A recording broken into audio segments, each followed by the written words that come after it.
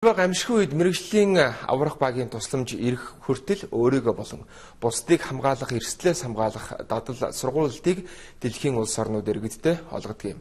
Энэ жишгээр Шингэлтэй дүүргийн онцгой байдлын хилцээс гамшигын тактик сургуулийг зохион байгуулж байна. Дэлхийн улс орон гамшигын үед өөртөө аврагч байх зарчимд ард иргэдээр сургаж, тэднийг дадлагжуулж, мэрэгшүүлж, сургалт сурчлагын ажилд анхаарал хандуулж эхлээд удаж байна. За учир нь гамшигын үед онцгой байдал цэрэг цагдаагийн иргэн бүрт хүрч ажиллах боломжгүй юм. За тиймээс өөрсдийнхөө болон гэр бүлийнхээ эрүүл мэнд, амнаас аюулгүй байдлыг хангаж чадах хэмжээний мэдлэг чадвартай байна гэдэг нь гамшигын эрсдлийг бууруулахад чухал ач холбогдолтой юм а. Одоо Улаанбаатар хотод бол 15 анги салбар байна. Эднэр маань одоо удирдал тутам хийдэг гэхээр бас нэлээдгүй тоо гардаг. Энэ нь бол одоо өндөр барилга одоо шинээр ашиглалтанд орж байгаа барилгууд дээр юм бэл дадлаг сургууль гэдэг. Энэ дадлаг сургуулийн үр дүн нь ерөөсөө онцгой байдлын байгууллага энэ объект дээр хэрхэн яаж ирэх вэ? Зам гарцаа судалцдаг.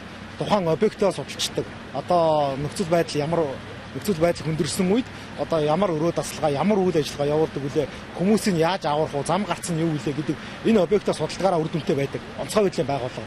Тухайн объекттон бол энэ дадлаг сургууль хийхийн өмнө танхимын сургалт явуулдаг. Энэ дээр бол одоо ерөөсөө байгууллагын ажилчид ямар хуваарийн дагуу юу хийх вэ гэдэг юмыг өөрсдөд нь заагаа сургачдаг. Энэ дадлаг сургуулиа нэгтгээд ингээд яг бодит байдлаар дадлаг сургууль хийгдэж байна. Ажилчдаас бол 40 гаруй ажилчид одоо сургалтанд хамаарсан. Эхлээд бид энэ үйл ажиллагаа явуулахаас өмнө тусдаа танхимын сургалт зохион байгуулж байна. Тэгээд танхимын сургалтаас гаргаж ирээд бодит байдал ийм байна гэдэг. Одоо ингээд энэ чинь бас яг өөртөө ажилчдаар нь одоо гал унт яаж унтраахаа үүдийг одоо унтраалж үзүүлнэ. Одоо манай сургалтыг төгсгөлнө.